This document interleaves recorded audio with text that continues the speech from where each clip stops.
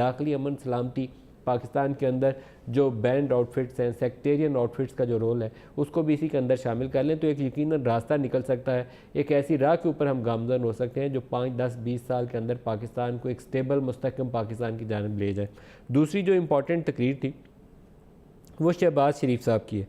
शहबाज शरीफ साहब ने NRO के हवाले से चैलेंज किया, क्योंकि इमरान खान साहब, वज़ीर आज़म ख़ुद भी और उनके वज़रा भी बार बार कह रहे थे कि ये NRO मांग रहे हैं। तो उन्होंने कहा कि ये प्राइम मिनिस्टर साहब का जुमला उन्होंने कोट किया कि कान खोल कर सुन लो, NRO नहीं मिलेगा। तो बताया जाए कि इनसे NRO मांगा किसने, किसने कब बात की। अगर ये साबित हो जाए तो उन्होंने कहा कि मैं सियासत छोड़ दूंगा।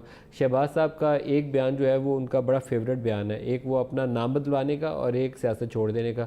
बिजली ना आई तो नाम बदल दूंगा, ये काम ना हुआ तो सियासत छोड़ दूंगा, मॉडल टाउन का पता चल गया तो सियासत छोड़ दूंगा। ये इस तरह के बयान हैं, वो अक्सर जज्बाती तकरीर जब करते हैं तो उसमें दे देते हैं। आज उसका दोबारा उन्होंने जिक्र किया, लेकिन उसका एक और जुमला जो उन्होंने बोला वो भी अच्छा मानी खेज था। उन्होंने कहा कि सऊदी अरब से मिलने वाला पैकेज जो है वो सिर्फ पाकिस्तान तहरीक इंसाफ की हुकूमत ने हासिल नहीं किया, बल्कि इसमें साबका हुकूमतों और मुल्क के एक मुक़्तदर अदारे फ़ौज की जानिब इशारा है, इसका भी किरदार है जिसकी बिना के ऊपर पाकिस्तान को ये पैकेज मिला। ये एक ओवरऑल लुबे लबाब था। मैं उसका एक हिस्सा भी हमने काट के रखा हुआ है आपको सुनवाने के लिए कि इन दोनों रहनुमाओं ने बात क्या की। पहले शहबाज साहब का ही सुनाते हैं, फिर जरदारी साहब का सुनाते हैं। सुनाइएगा जी शहबाज शरीफ साहब ने आज असम्बली में क्या कहा। मैं NRO के ऊपर लानत भेजता हूं। नमस्कार स्पीकर, कान खोल के सुन लो कि NRO नहीं मिलेगा। उनसे किसने NRO मांगा, किस वक्त मांगा, किस तारीख को मांगा, किस दिन मांगा, और वो कौन गवाह था कि जिसके सामने उनसे किसी ने NRO की दरखास्त की। वो साबित कर दें सच्ची गवाही के साथ कि इनको लीडर ऑफ द हाउस को NRO की सिफारिश की गई है।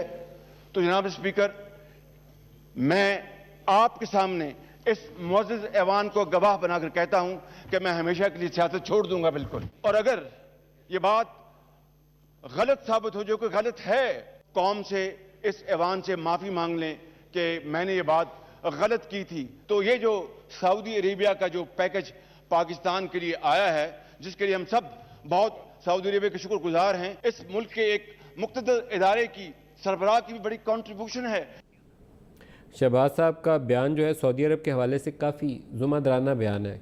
ये नहीं उन्होंने कहा कि वो भीख मांगने चले गए या ख़ुदकुशी कर लें जो टिपिकल एक अपोजिशन का रद्दमल होता है, बल्कि उन्होंने सऊदी अरब का शुक्रिया अदा किया कि सऊदी अरब ने पाकिस्तान की मदद की। और उसमें कहा कि ये सिर्फ PTI का कमाल नहीं है, बल्कि ये पाकिस्तान में जो पहली भी हुकूमतें जिनका सऊदी अरब से ताल्लुक़ रहा और फ़ौज के जो मिलिट्री टू मिलिट्री रिलेशन है या पाकिस्तानी फ़ौज का जो सऊदी हुकूमत से ताल्लुक़ है, उसकी बिना के ऊपर भी पाकिस्तान को ये पैकेज मिला। इमरान खान ने NRO के ऊपर कहा क्या था वो भी आपको सुनाते हैं, फिर जरदारी साहब का बयान सुनवाएंगे। पहले दिखाइएगा जी।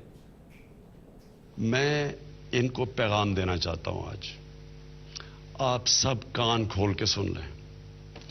आपने सड़कों पे आना है, हम आपको कंटेनर देने के लिए तैयार हैं। बेशक आके वहां D चौक पे कंटेनर लगा लें, हम बल्कि आपको खाना भी पहुंचा देंगे। आपने असेंबलियों में करना है, जो भी खुल के करें, जो मर्जी आपने करना है आप कर लें। कान खोल के सुन लें कि NRO नहीं मिलना मैंने लगा। ये प्राइम मिनिस्टर साहब का बयान है कि कान खोल कर सुन लो, NRO नहीं मिलेगा। जरदारी साहब ने आज क्या कहा, क्या मैसेज दिया और उसका मतलब क्या था, पहले बयान सुनवाते हैं, फिर प्रोग्राम में दोनों चीज़ों को डिस्कस भी करेंगे। सुनवाइएगा जी। मियाँ साहब के साथ भी काम करने के लिए तैयार थे, हम आपके साथ भी काम करने के लिए तैयार हैं। 5 साल में हम आपकी सपोर्ट करते हैं, आप हमारे साथ बैठें, अपोजिशन के साथ बैठें। ये ऊंचा नीचे दिखाने की बात छोड़ दें।